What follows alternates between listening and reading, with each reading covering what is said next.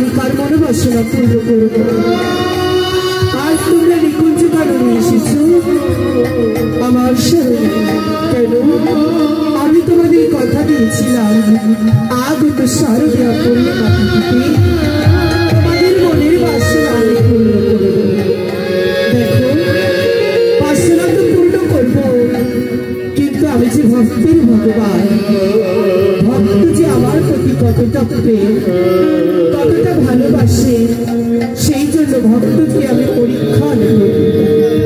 আর ভক্তকে পরীক্ষা করে সেই ভক্ত যদি উত্তীর্ণ হয়, তাহলে আমি তার কাছে সারা জীবন বাধা পড়ব। তাই আজ তোমাদের আমি পরীক্ষা নিয়েছিলাম যে আমি যদি তোমাদের ত্যাগ করি তাহলে তোমাদের কি দশা হবে। সত্যিকার আমি বুঝেছি এই ব্রজধামে তোমরা আমায় কত ভালোবাসো। তাই আজ তোমরা প্রাণের মায়া না করে তোমরা নিজেদের প্রাণ বিসর্জন করছো। সত্যিকার আমি তোমাদের কাছে ক্ষমা চাইছি। আমি তোমাদের যেমন কথা দিয়েছিলাম আমি মনোবাসনা পূর্ণ করব। উঠে উঠে তোমরা আমায় ক্ষমা করো। কত ব্রজগতি কর, আমি যে তোমাদের ছাড়া এই বিন্দু বৃন্দাবনে থাকতে পারবো না। কেন জানো? তোমরা যে আমার পরম ভক্ত, আর ভক্তই আমার মাতা পিতা, ভক্তই আমার গুরু, ভক্তই আমার নামে কিছু বাঞ্ছিত। তাই ভক্তের বাসনা পূর্ণ করতে আমি যে যুগে যুগে এই মর্তে অবতীর্ণ হই। একটিবার ওঠো ব্রজগতি কর, আমায় তোমরা ক্ষমা করো।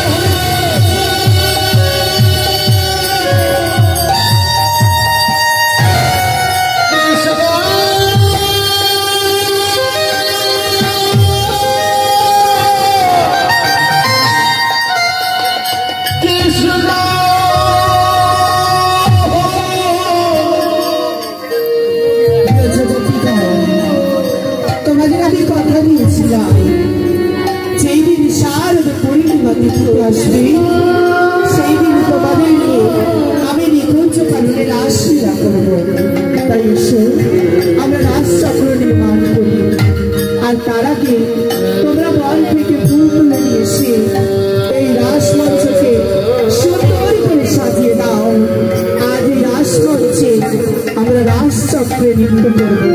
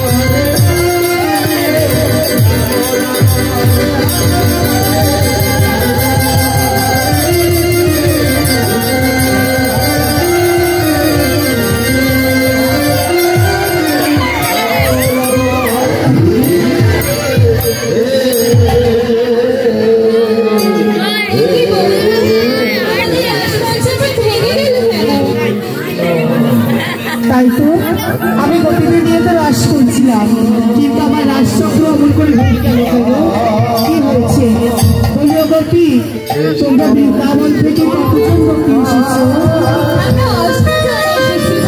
তোমরা যদি অষ্টশক্তি হয়ে থাকো তাহলে আমি একবার ঘুরে দেখি। 1, 2, 3, 4, 5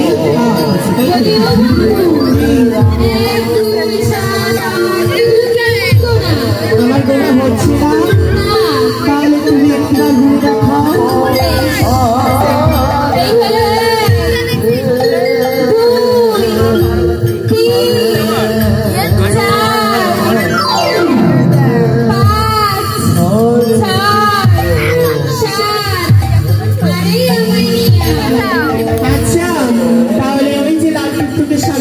ভিক্ষা দিয়ে বসে আছি, ওটা কার সঙ্গে? আমাদের নয়, তোমাদের না, কিন্তু ওটা আমার সঙ্গে রাস্তা হচ্ছে ভিক্ষা করছিল। আচ্ছা বেশ, আমি কিনা ধরে আসি। হ্যাঁ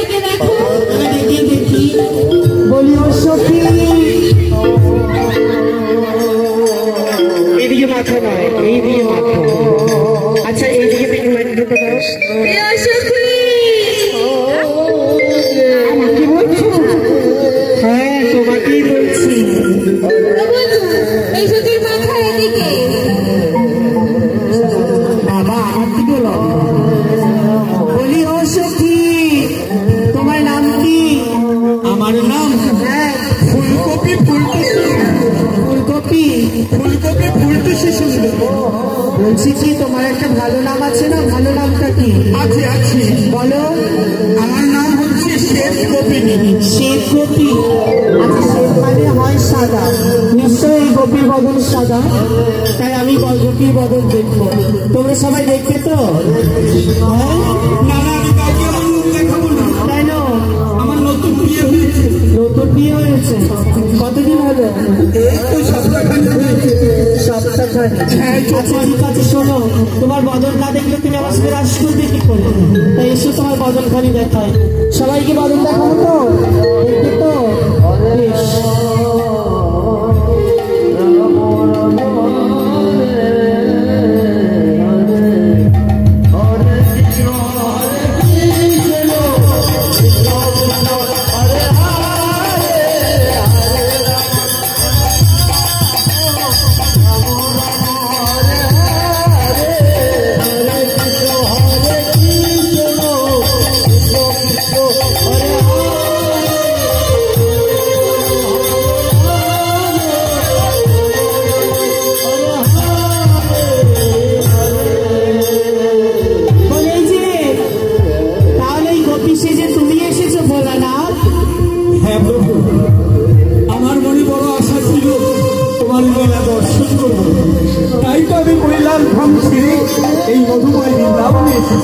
কিন্তু তুমি কি জানো না, এই রাসমঞ্চে একমাত্র পুরুষ প্রবেশ নিষেধ। এখানে একটা পুরুষ আমি আর সকলে প্রকৃতি। তাহলে তুমি কেন এসেছো? তুমি ফিরে যাও সেই কৈলাসে। আমি বড় আশা করি কৈলাস ধাম ছিলি, এত কষ্ট করে এসেছি, আমার রাজদর্শন হবে না? হবে না বলে না, তুমি ফিরে যাও। আমার রাজদর্শন হবে না। আমি দেবাদিদেব শঙ্কর, আমি কৈলাসপতি মহেশ্বর। আর যদি আমার রাজদর্শন না হয়, তাহলে এই মুহূর্তে রাজমঞ্চ আমি ধ্বংস করে দেব। তাহলে আমিও তোমায় অভিশাপ করবো। অভিশাপ? আমি অভিশাপই যে বড় ভয় পাই।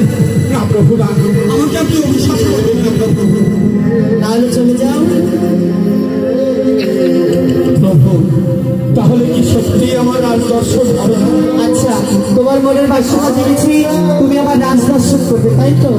বেশ, আমি তোমায় কথা দিচ্ছি, তোমার রাজদর্শন হবে। বাহ বাহ বাহ বাহ বাহ, কি আনন্দ, কি আনন্দ! আমার প্রভু বলেছে আমি রাজদর্শন করতে পারবো। শোনো বললাম, বলেছি তোমার রাজদর্শন হবেই, তবে হবে, কিন্তু আজ নয়। আজ নয় তবে কালকে?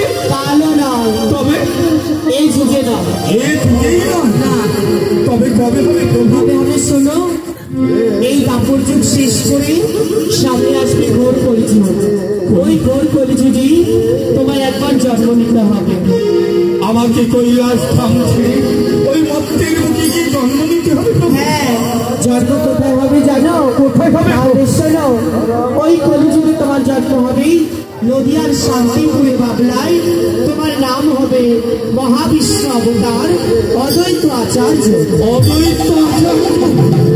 কিন্তু প্রভু, সেখানে তোমাকে আমি কেমন করে পাবো? শোনো, অদ্বৈত রূপ ধারণ করে তুমি নিত্য নিত্য সুরধুলি গঙ্গার তীরে যাবে। ওই সুরধুলি গঙ্গার জলে গিয়ে একটি করে তুলসী পত্রে নয়ন জলে পুষ্প লিখে ভাসিয়ে দেবে সুরধুলির জলে। যেই দিন দেখবে ওই তুলসী পত্র আবার উজান বইছে, সেই দিন জানবে আমি গোলক ধাম ছেড়ে নদিয়ার নবদ্বীপ মাঝে সচিগর্ভ সিদ্ধ মাঝে জগন্নাথ মিত্রের ঘরে জন্ম নেব। আমার নাম হবে শ্রীকৃষ্ণ চৈতন্য মহাপ্রভু।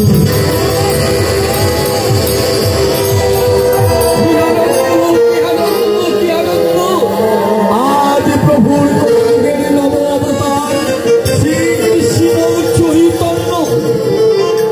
শোনো বলো না, তুমি আমায় চিনবে কি করে জানো? শোনো, তুমি আমায় কি করে চিনবে জানো? কি করে চিনবো? নবদ্বীপে যখন তুমি যাবে দেখবে, নবদ্বীপে গিয়ে দেখবে আমার বর্ণ কালো নয়, আমার বর্ণ থাকবে গৌর বর্ণ। প্রভু, আরেকটি কথা জিজ্ঞাসা করবো প্রভু? বলো। সত্য যুগে তুমি ধরেছিলে চক্র, তাই ধরেছিলে ধনবান, দাপনে ধরেছো তুমি আমার চক্র, তাহলে কলিযুগে তোমার কিভাবে হাতিয়ার? কলিযুগে আমার অস্ত্র কি হবে? তবে শোনো, কলিযুগে আমি কি অস্ত্র ধারণ করবো জানো? বলো প্রভু, বলো। কলিতে হইব আমি চৈতন্য দয়াল। হ্যাঁ, নাম হবে অস্ত্র আমার, কাঁদিয়া কাঁদাতে হবে, জলে জলে মান হবে, প্রেম দিনে গতি নাহিয়া আমি হরিনামকে অস্ত্র বানিয়ে এই কলির জীবে কলির পাপিষ্ঠ মানবকে আমি উদ্ধার করব। এই কলিযুগে মানব কেমন করে উদ্ধার পাবে জানো? কেমন করে প্রভু? শোনো, ওই সত্য যুগে আমাকে পেতে গেলে ধ্যান করতে হতো, তাই আমাকে পেতে গেলে যজ্ঞ করতে হতো, তারপর যুগে আমাকে পেতে হলে সেবা করতে হতো। কিন্তু কলি যুগে আমাকে পাবার একটাই নিয়ম থাকবে। কি নিয়ম? শোনো, ওই কলি যুগে আমাকে পেতে গেলে নাম করতে হবে। এই নামের দ্বারা আমি ভক্তির সঙ্গে আমি মিলন ঘটাবো। সত্যি তোমার মহিমা অপার প্রভু, তোমার মহিমা অপার। তোমার নামে তুমি হবে পাগল, দিকে হয়ে পাগল জগৎ মাতাবে তুমি। ভক্ত আমি হব প্রভু, মানব রূপে জন্ম নিয়ে তোমার স্মরণে এসে আমি ধন্য হব। আর কলিযুগে গিয়ে তুমি রাজদর্শন কবে পাবে জানো? প্রভু বলুন। তাই শোনো, আমি ভক্তগণ সঙ্গে নিয়ে নবদ্বীপে নামের মাধ্যমে করবো রাসলীলা, আর তোমার জন্য শান্তিপুরে করবো রাসলীলা। এই সেই রাসলীলাতে কিঞ্চিত মাত্র রাস তুমি দর্শন করতে পারবে। বেশ প্রভু, বেশ। আমি ওই কিঞ্চিত রাজ দর্শনের জন্য কলিযুগের জন্য অপেক্ষা করবো প্রভু। কিন্তু প্রভু, আমার মনে যে বড় একটা আশা থেকেই গেল প্রভু। কি আশা? ও প্রভু, এই ব্রজবাসীগণ, এই ব্রজ গোপীগণ সকলে রাধা আর কৃষ্ণের যুগল রূপ দর্শন করেছে। আমি দেবাদিদেব মহেশ্বর হয়ে আমি তোমাদের যুগল রূপ আজ পর্যন্ত দর্শন করতে পারিনি। তাই তো আমার মনে বড় আশা, আমি রাধা কৃষ্ণের যুগল রূপ দর্শন করতে চাই। বেশ, শোনো, আমি যখন রাসলীলা সমাপ্ত করে আমার শ্রীমতীকে বাড়ি নিয়ে যুগলে রাখবো, তুমি এসে তুমি যুগল রূপ ধারণ করো। বেশ, তাই হবে প্রভু, তাই হবে। তাহলে কাল বিলম্ব না করে আমি অদূরে যাচ্ছি। যখন রাত শেষে শ্রীকৃষ্ণ যুগল রূপে দাঁড়াবে, তখন এসে আমি দর্শন করে আমার নয়ন যুগলকে ধন্য করব। আমি তাহলে আসি প্রভু, আমি তাহলে আসি। এসো শ্রীমতী, এসো। শোনো শ্রীমতী, শোনো শ্রীমতী, আমি ওই আগত কলিযুগে শ্রীকৃষ্ণ চৈতন্য রূপে যাব, তুমিও যাবে আমার সঙ্গে। ধরো আমার হাত, কলিতে হইব আমি চৈতন্য দয়াল, ধরণী তুমি নাম তোমার বিশ্বপ্রিয়া। কাঁদিয়া কাঁদাতে হবে, জন জন মান হবে, প্রেম দিনে গতি কাঁদিয়ার। এসো শ্রীমতী, আমরা আবার রাজচক্র নির্মাণ করে, আমরা কিছু নৃত্য করে, আমরা আবার রাজনীতি করে জীবনে দাঁড়াবো।